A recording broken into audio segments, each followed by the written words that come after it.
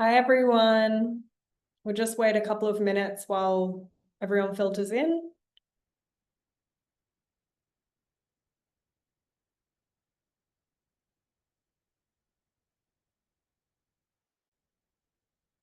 All right. I think time to kick off.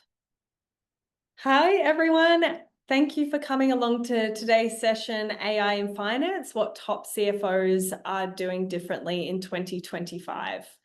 My name's Bonnie. I'm an account executive here at Weel.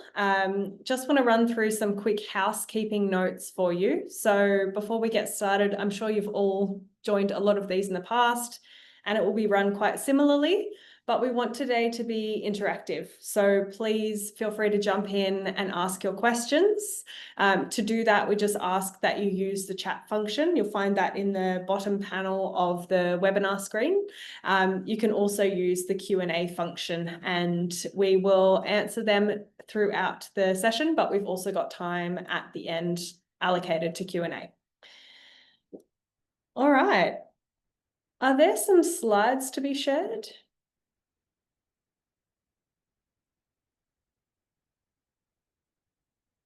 There we go. Great. So just as a quick intro, I am fairly new to the Weel team. I've had quite a lot of conversations with finance leaders in my time here, and it's been really interesting to hear how people are looking at things differently, spend and AI, and it's been really great to experience that. A bit of background, I used to work at Stripe.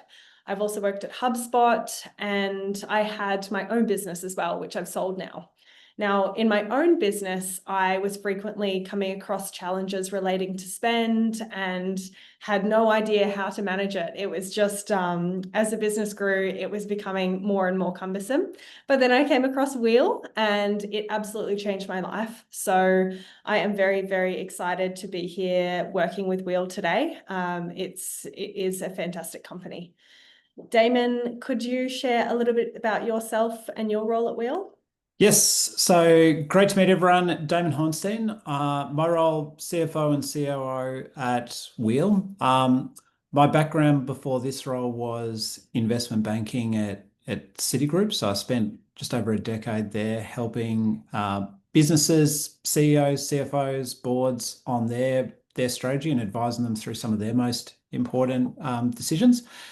Joined Weel about 4 years ago to help bring this business and help it scale up to the next level. And indeed, in this role, also spend a lot of my time working with particularly CFOs, financial controllers, finance directors, to optimize their business and help them better manage the spend across their organizations. So thrilled to be here today. I think these things are great to be a part of because we have so many conversations with finance leaders, and these forums like this really give us an opportunity to give back to the community and share what others have provided to us, and hopefully provide some valuable insights, learnings, and perspectives that people here can take away into their own roles. So looking forward to the conversation today.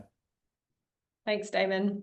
So just to set the context a little bit about what we're covering in today's session.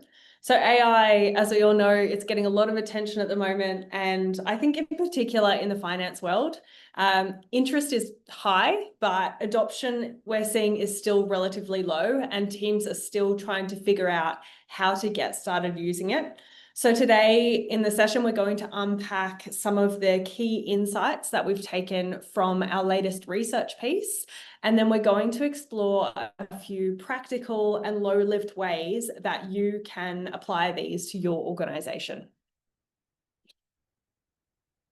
So I think we're going to launch a poll now. So we just want to know here how often you're using AI in your current role. Some of you would be not at all, some daily, some weekly, some monthly. Can see the answers coming in now. All right. All right. We'll move on to the next slide. Thank you for your answers.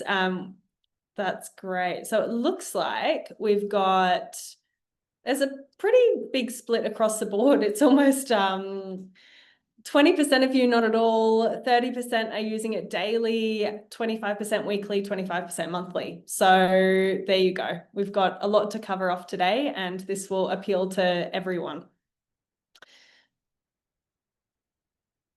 Okay, so before we dive into the questions, I'm going to start by sharing some insights from the most recent CFO survey that we ran. So last year, we ran this survey with over 200 finance leaders. And then in June this year, we ran a follow-up pulse check just to make sure the data was all up to date and refreshed. And so we've pulled together some of the early findings, and we're going to share those with you today. So what we're seeing here is a clear gap between interest and execution. And I think given the amount of interest in this webinar and also the answers that we just saw from the poll, that is reflective of what we're seeing. So 55% of companies are running pilots at the moment. Only 15% have managed to integrate AI into their day-to-day operations. So it tells us that experimentation is happening, but full adoption is still a challenge. So here we see AI adoption and the biggest barriers that are coming up for finance teams. So what we're seeing is just how consistent the barriers to adoption are. And you can see here that lack of time or resources, sitting at 55%, is the biggest barrier. And that's understandable, right? You're busy in finance, you're constantly chasing your tail. It's followed very closely by compliance or risk concerns. Again, this is not surprising given the sensitive information that you're dealing with on a daily basis. What's also interesting here is that far fewer respondents pointed out things like lack of tools and support, which suggests here that I think teams do have access to these tools. But the real challenge is just finding the capacity to roll them out and finding that confidence to be a champion within the business, to spearhead it and pull that through to the rest of the company. All right. I'm going to dive into some questions here that I've got for you, Damon. So the first one that I wanted to ask is that AI is on everyone's radar at the moment, especially in finance. From your perspective as the CFO and the COO, what have you seen shift most in the last 12 months in terms of how finance leaders are thinking of AI? Yes, so look, very good question. Maybe I'd just start by saying I think there is a few timeless themes that bleed into this a little bit. I think there is a recurring theme of finance leaders wanting to shift from more compliance and operational work into more strategic work. And I don't think that's changed. I think that's been a story for many years. I think the only difference is that strategic work now we think of has a lot more is a lot more closely associated with AI. I think executives, boards look at AI as a big strategic limb for the organization. I think everyone is racing to work out how do they catch up, what is their role in this, how does their organization not get left behind, and those leaders then look to the organization and say, well, who in the organization is going to drive this for us? Now, sometimes there is a very small amount of talent out there across the business landscape of people that are specialized in this field, and you'll see in the news the sorts of salaries and compensation those roles are demanding. But that group is very few and far between. So what then happens is people look at the organization and say, well, who in this organization is going to drive these initiatives forward and for us as a company? And I think what increasingly comes out, and I think this is probably the piece, Bonnie, that's really solidified over the last 12 months, is that person that they come and look at is increasingly the CFO of the organization. Now, why is that? I think a few things here. I think the role and the capabilities that those people have often is highly analytical, so they're kind of well equipped to deal with the analytical pieces. Um, Data is a huge part of maximizing the output of AI and language models. So again, the skills and expertise that finance leaders already have in data suddenly becomes really valuable here. Governance and controls are really big because it is just such a um, wide exposure to different risks that are opened up if you're too liberal in your use. So again, people are looking to those finance leaders to apply the appropriate governance and controls. And then communication. So a lot of what needs to happen for organizations to maximize their potential around AI really comes down to communication and stakeholder alignment across the organization. So it's not just about coming up with a policy and rolling it out. You've actually got to take people along for the journey. You think about the classical role of a CFO, setting budgets with each department and coordinating all those pieces together. CFOs are already very well equipped to do this. So when you package all those pieces up together, that analytics, the data piece, the governance piece, that communication and stakeholder alignment piece, the CFO is actually a very well positioned role in the organization to be the leader and the champion for AI. Now, it then comes down to, well, do you have time to do it? And I think that is one of the interesting things we will touch on today. How do you find the time and the bandwidth to take on those things, even if you aspire to do that? I think that is the big challenge that I hear from CFOs, is that they want to then embrace and lean into some of those exciting and forward-looking things, but they're caught up in the detail day to day. So that is both the opportunity and the challenge that we see.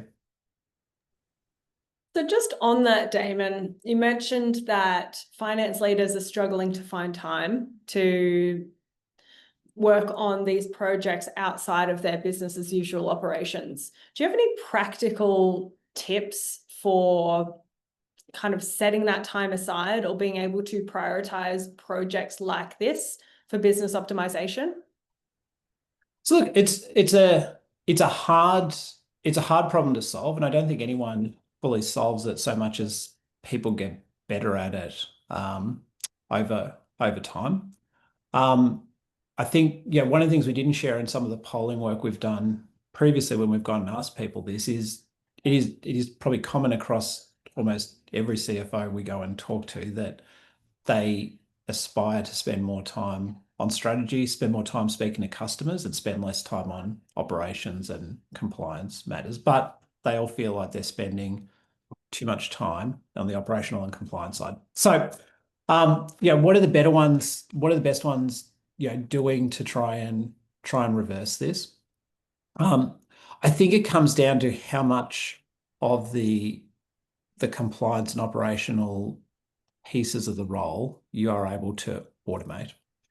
So I think one common misconception is oh, we don't do as many controls, or we don't worry as much about governance, or we increase our risk appetite. There are some merits to those things, and there will be appropriate times for it, but it's less about those things. It's more about saying, well, based on the control I want to put in place, or the process I want to put in place, what clever tooling, systems, technology is out there that might enable me to still achieve that same control, but actually do it in an automated way. That could look like a number of things, and we can talk about some examples here, but it could be anything from processes to technology solutions to off-the-shelf software solutions to more advanced tech, like engineering-led implementations of things. But I think the commonality is, how do you just find a way to automate it so that the day-to-day human capital, particularly at that CFO level, is no longer required to achieve the same outcome. Yeah. Yeah, no, it's I feel like there are definitely options out there for being able to optimize and automate. It's just it's finding the right ones, isn't it? And making sure that they work within the organization. Yes, and look, I mean, at the risk of um, like spruiking our own product, I think one of the things that we do at Wheel, and I kind of just use this because I think it's a good example, is a common challenge that many businesses have is actually getting receipts and expenses collected. Like if I think about things that slow down month end close, that is one of the most common fiddly pieces. So a tool like Wheel is provides an automated way to go and capture all those receipts and expense details from employees without requiring as much effort from the CFO or the senior finance leaders to go and chase people across the organization. So, one part of like many things in that tech stack, but if you can find pieces like that that enable you to still achieve the same thing, so you're still collecting all the receipts, but do it through a technology means rather than the old-fashioned human means of like calling each person or emailing each person one at a time, which obviously chews up a lot of time. Yeah, game changer. I'm going to come back to some of the survey results that I shared before. Now, one of those stats was that 55% of finance teams are piloting AI, but only 15% have integrated it into daily operations. Why do you think that is? So this, I think, really comes back to those traits I was sharing earlier about what people are looking for in the AI leadership role in the organization. So putting together a proof of concept, well, actually, is a great first step, and I think that actually puts people ahead of like many in the wider economy. To be honest, like first step is experiment. Everyone should be doing that. We can talk through, Bonnie, some of the interesting things that are happening on that front. But let's just for this question jump ahead to like, okay, you've got a proof of concept. It then comes down to how do you get everyone to embrace it across the organization? And that is now a change management and communication exercise. And I think this is where a lot of people struggle, is that they'll come up with a idea or proof of concept that a couple of people are using that are well trained or have like high levels of systems access.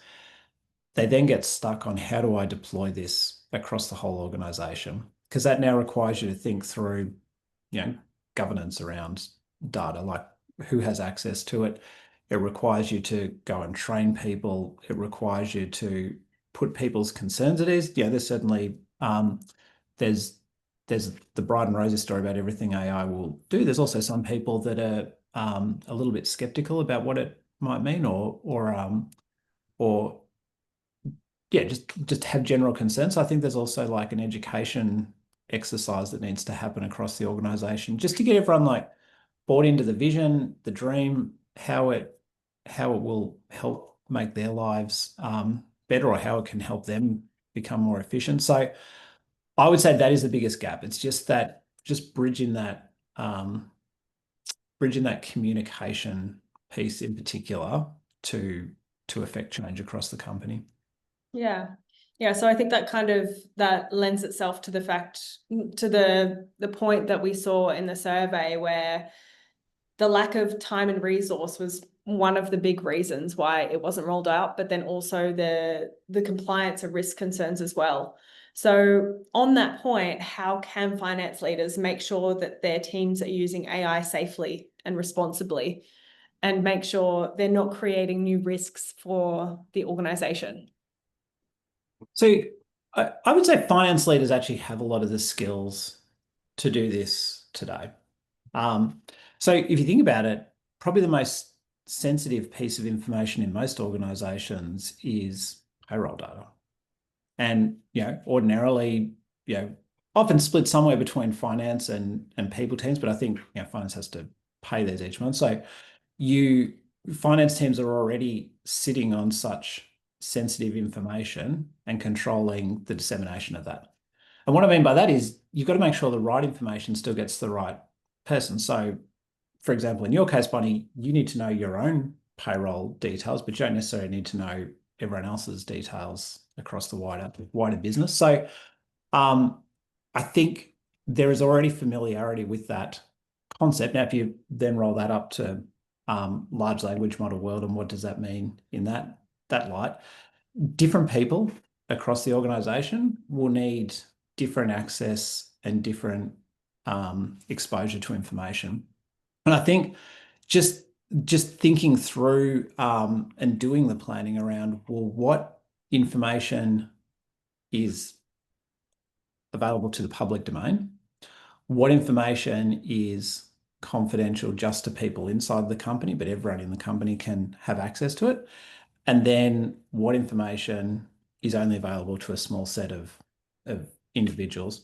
I think you just start to think about grouping it into those pieces. It takes a little bit of time to do that thinking and doing that planning, but once you've done that, it actually things can kind of move very, very quickly. Now, if I give you an example about how we've thought about it internally at Weel for our own sort of internal operations, we have set up some pretty well functioning, well performing like internal chatbots that we are using to answer queries about how the product works or about how some of our policies work. I think we're really happy with how those are performing, but I'd say a lot of work went into actually getting those set up. And actually, a lot of the bigger challenges we came up with were not technical in nature. It was actually more basic questions like, are these documents up to date if we're going to feed it into the language model in the first place? And I think that raises some really interesting questions in itself, which is, well, if the document's not up to date, what were people using as their source of truth before that anyway? So I think it actually encourages some really interesting like data hygiene and data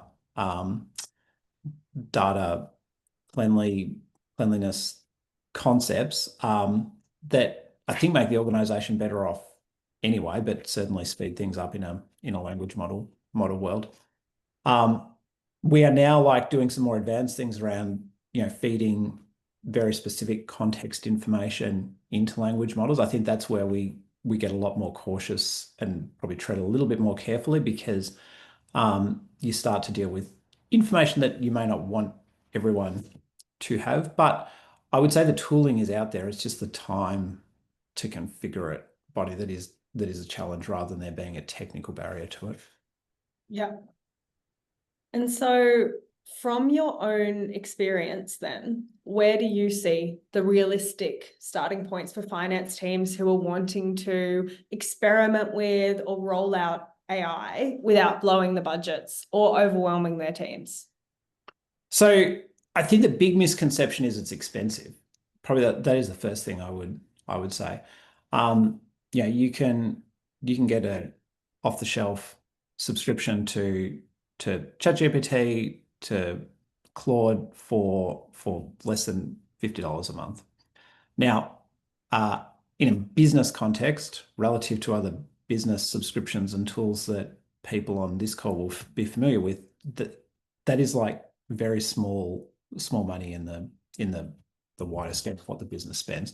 So it's not. I don't think cost is the big impediment or issue to people rolling it out. I think for finance teams that are like starting to dip their toes in the water on this, I think the best thing is just to experiment and try things in your own organization. What works for one organization will be different to what works for the next. So trying, experimenting is a great first step. That the second thing is probably just providing a supportive environment for people in your team to experiment as well. So, many people here will have a team. There is probably different degrees of familiarity and enthusiasm for AI across the team. So I think if you've got people that are like really embracing it, how do you create an environment that celebrates what they are doing and encourages others to lean into it? Equally, if you've got people that are less comfortable with it or feel a little bit are a little bit more reserved about it, how can you create a supportive environment for them to try things, or are there training or other programs you can facilitate? Um, there is a wealth of like great information on the internet about how you can experiment and try it. Um, it's almost all free. So again, go back to this cost thing. It's not a cost piece. Like there is a million YouTube videos with all sorts of like great ideas. So I don't think you have to look hard to find high quality learning materials. And then look, the last like practical tip I would share is just bringing the team together and talking through it. So, some organizations do this through like perhaps a functional specific hackathon, or it could be company wide, where you just bring people together and just talk through different ideas. And you'll have different people on the team that have, again, different levels of technical and AI familiarity. But I think as people like share ideas and people talk through what is and what isn't possible, great ideas will bubble up that will then set the stage for some initiatives that that organization might consider. So yeah, let me just recap on what I said. Um, it's it's not expensive. You will have varying degrees of familiarity across the team. So just how can you provide a supportive environment to those that are less enthusiastic, and equally champion those that are enthusiastic. The training materials are like plentiful and free, and something like a hackathon can be like a great way to get the ball rolling. I think another place that you can look for AI and a way to kind of roll that out and test it in a way that's not super disruptive to the team. And this is coming from experience of having spoken with many Weel customers who have been using Weel for a very long time and don't realize that there are new features available that they weren't before familiar with, but now will make their lives easier. So sometimes it can also be a case of re-reviewing the tools that you already have in place and seeing whether there are any AI features that you have access to that you can easily unlock and roll out. Wouldn't you say, Damon? Look, absolutely. I think that is a really good practical tip, because I think if you bring in a new tool, particularly in larger organizations where you might have like security checks, or like just more strict procurement processes, bringing anything new into the stack will take time. If you've already got vendors that are approved, you would be hard pressed to find modern technology solutions that aren't doing something on the AI front. So, yeah, I think just having a look what the incumbent providers to your organization are offering on the AI side, like what innovation is coming down the pipe, taking an interest in their product roadmap. Yeah, look, Weel is probably a good example. I think we've pushed out some really interesting use cases of AI that I think just expand our like core offering to our existing customers. So things like optical character recognition, probably more advanced optical character recognition technology across like invoices, extracting details, looking for anomalies, helping auto match things, like very, very practical applications of AI that extend our core offering. But I think why that matters is if you then just go back to those earlier comments I was making around people looking to see progress on AI, or like wanting to understand what the organization is doing. Some people believe the only way to do it is to go and like build a tool from scratch and first principles to point to. But actually, another practical way is just being aware of the AI that's embedded in the existing tooling that you have, and just being able to like talk about the synergies and benefits that unlocks for the organization. So yes, that is a very fast path to showing progress on AI that is very real and very, very tangible. Yeah. And we've referenced it a few times now, but this CFO 90-day guide, everyone will be receiving a copy of that following this. That will have some interesting bits and pieces in it. But Damon, can you share how a CFO or a finance leader might use this to help their team get started in the world of AI? Yes. So look, why did we put this together? We put this together to provide some very practical tips, tricks, practices that we have seen to work for others to share with the community. As I said at the start, like we are in a very privileged and fortunate position that we interact with a lot of great leading CFOs and finance leaders. So this publication is actually just a compilation of some of like the best insights we've received recently on how people are doing it practically in their organizations. We've had some great feedback from it from those that have read through it. We'd obviously be thrilled to share it with this audience, Bonnie. And I think if you look forward, we'll also look to do more of these and just make sure we're providing like practical things to people.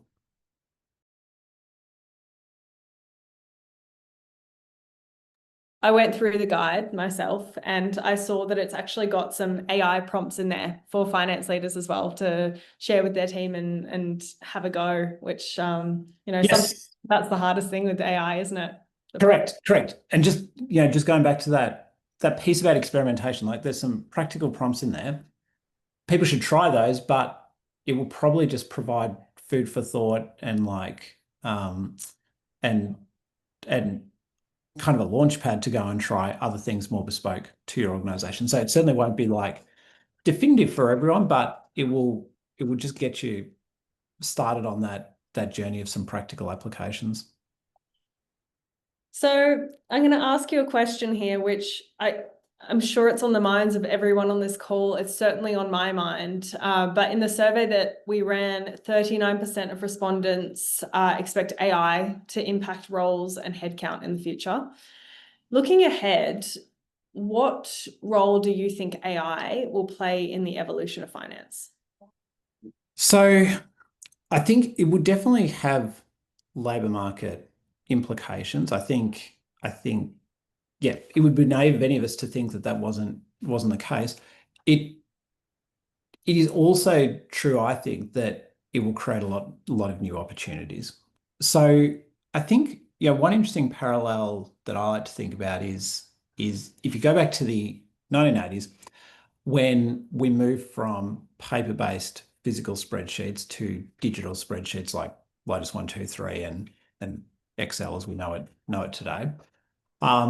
When that first started to happen, people were very worried about what it meant for accounting, bookkeeping roles. Were they still going to be required? What were the implications for the labor market?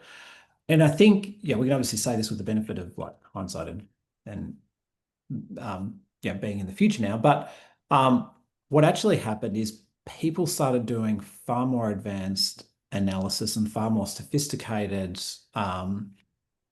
calculations than were ever possible in a physical spreadsheet world. And so instead of all these roles becoming redundant, many of them changed, like many of them became more ultimately like higher paid and more strategic.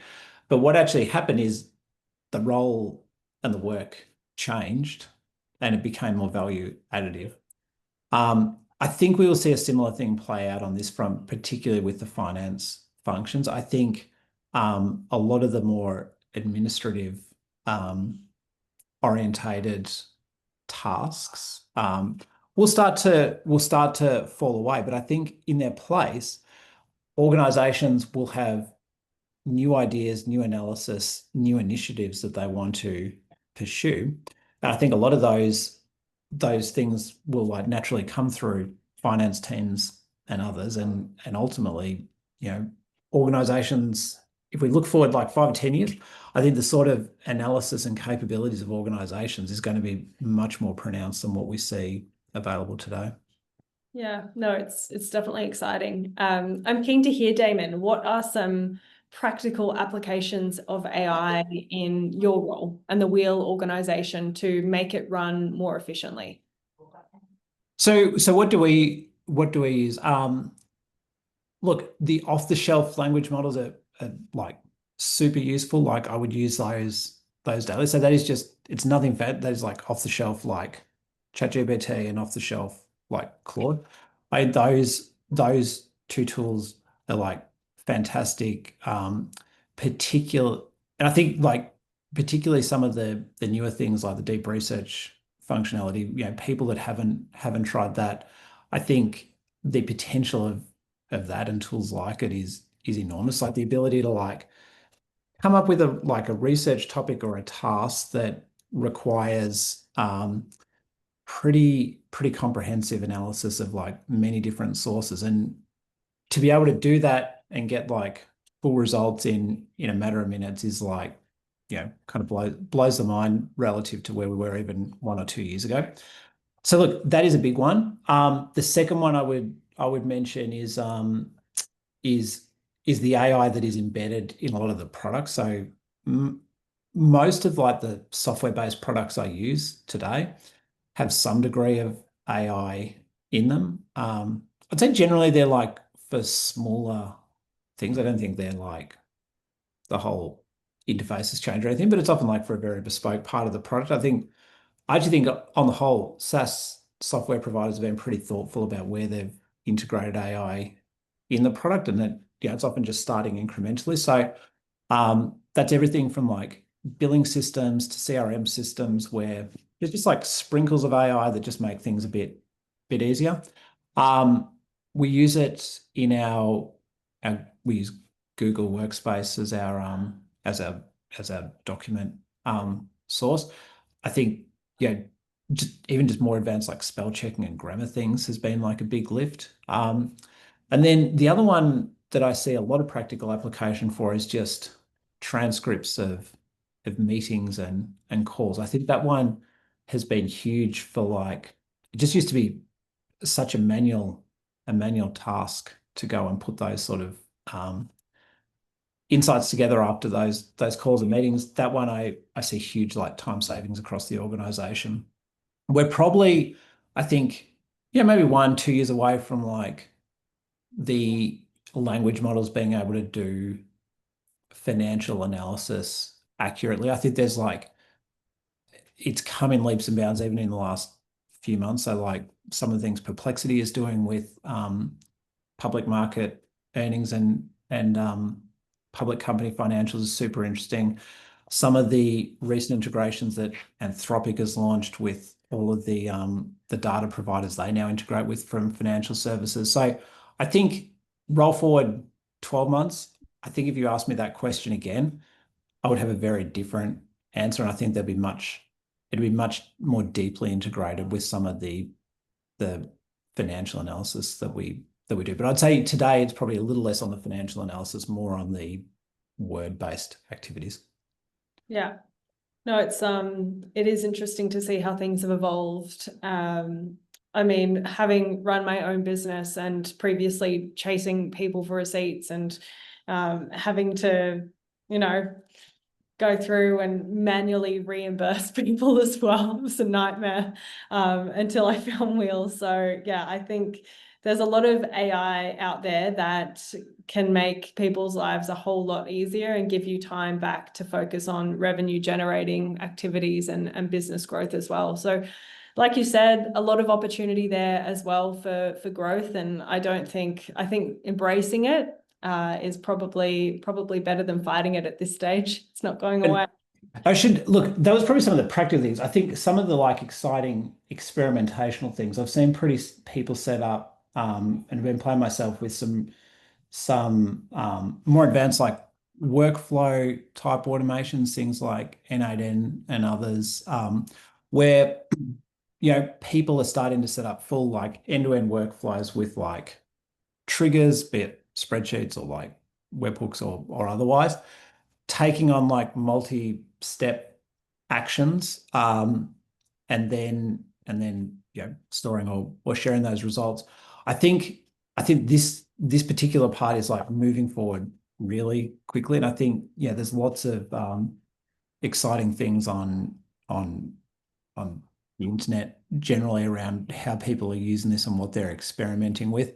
I think that stuff is going to take off in a big way. And I think a lot of finance leaders are already familiar with setting up like workflows and tools in their roles. So again, if I think about who in organizations will be well placed to lead some of this next round of innovation and change in their organization, I think everyone on this call is in prime position to be at the forefront of that.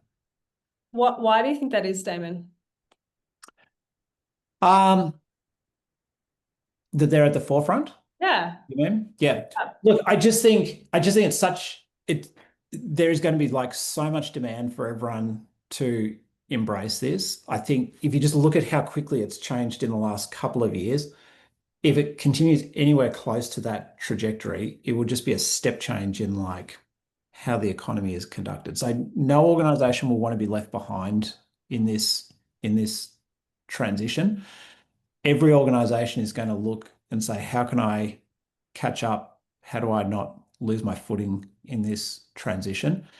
And they're going to say, well, who is going to get me there?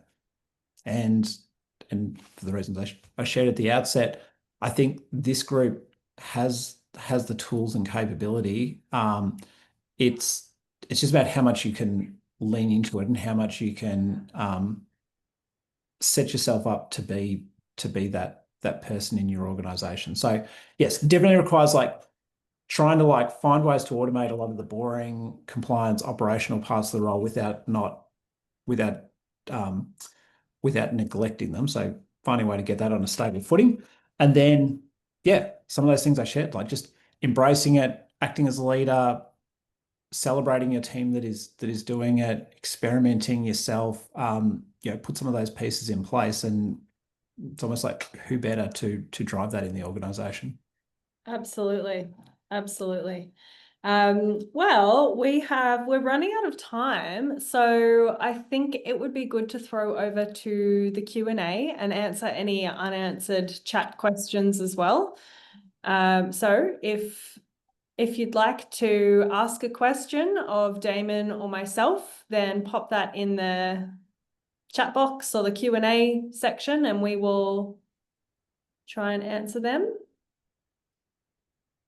I do encourage participation here. If you don't have a question, but you've got feedback, would love to hear it. That just helps to make sure that we're hitting the mark with these kinds of events, and also improves future events as well.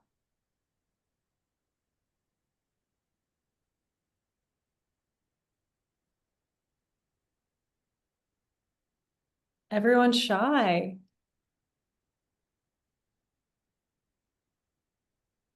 All right. Okay. No one's in the mood for Q&A today. That's totally fine.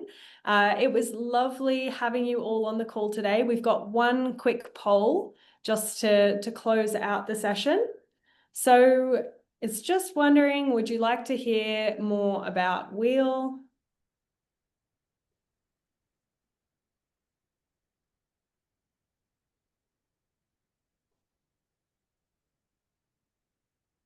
Couple of options there.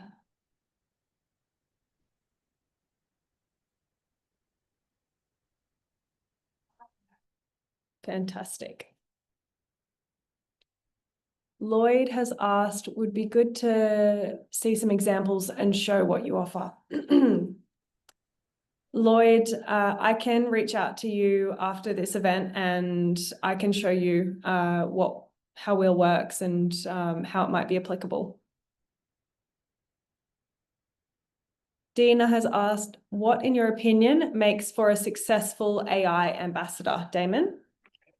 A successful AI ambassador. Look, I think it's you don't have to be. I think you don't have to be an expert in this. I think it's just being enthusiastic and having some familiarity with what's going on in this.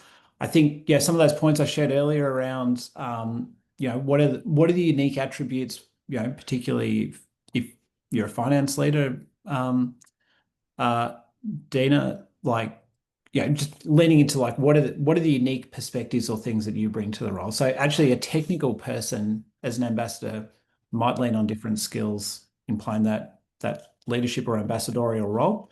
I think, as a finance leader, it's probably just thinking about what are the traits or unique attributes that you can bring to that role, and just leaning into those pieces.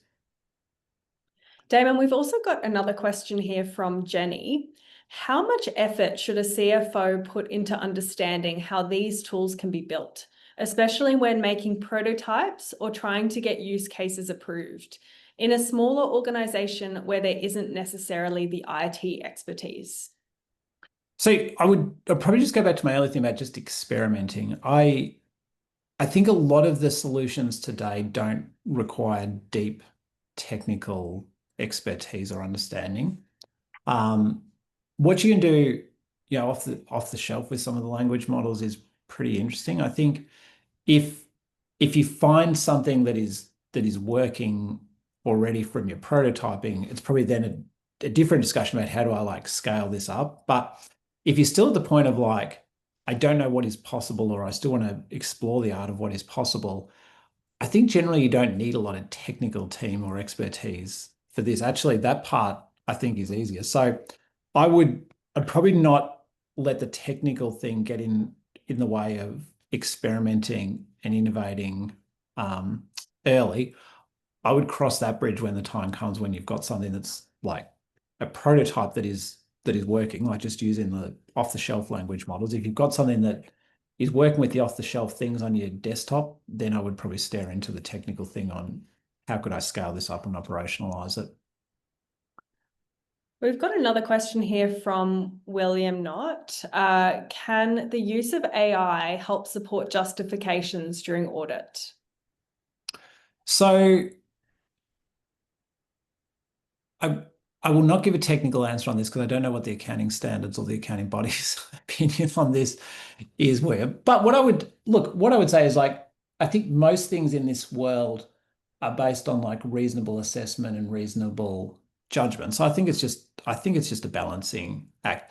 It Most likely it is definitely useful for like preparing supporting materials or undertaking some checks, kind of like spot checking things versus ticking off every number. But ultimately, the audit standards would ultimately prevail. And I think that is then probably a question for an auditor, in terms of what do they need to see to give comfort and ultimately sign off on a set of accounts. So William has just confirmed that he meant, would an auditor accept the use of AI as part of justifications in conjunction with other arguments? Look, I won't answer it because I'm not an auditor. So I think, probably a technical question that an auditor would be better placed to answer. Yeah, cool. And then one from Liz. AI ambassadors, do you suggest an org-wide team or finance only? What time load do people put to this to gain as much traction? So I think it depends on organizational size. I mean, if you're a 5-person organization, probably just do it company wide. But like if you're a big organization, it probably just depends on like how how readily you can get people together, and what the degree of influence the CFO in the organization has. I think this can kind of vary by organization. Um, if you're a small organization with a very small finance team, I think it makes more sense to do it as a bigger as a bigger group, because you just get better idea, cross-pollination across people, and just different perspectives and insights and technical skill levels, which is, what a bringing of those minds together can achieve. But if you're a 500 or 1,000-person organization, clearly, 1,000 people aren't going to come together to do a hackathon on an AI. So in that world, you're probably just getting a much smaller group together. So look, you want to be big enough to have discussion happening, and not just back and forwards between two people, but not so big that it's unwieldy. Yeah. Awesome. Well, that's all the questions that we had today. If anyone has anything that springs to mind after this, please reach out. We'd be happy, both Damon and myself, to answer any questions you have. I know some people expressed that they'd like to see how the Wheel platform works. We will reach out to you after this, anyone who explicitly asked us to do so. But if there's anyone else, please reach out. Awesome. Thank you everyone for joining. Have a great day.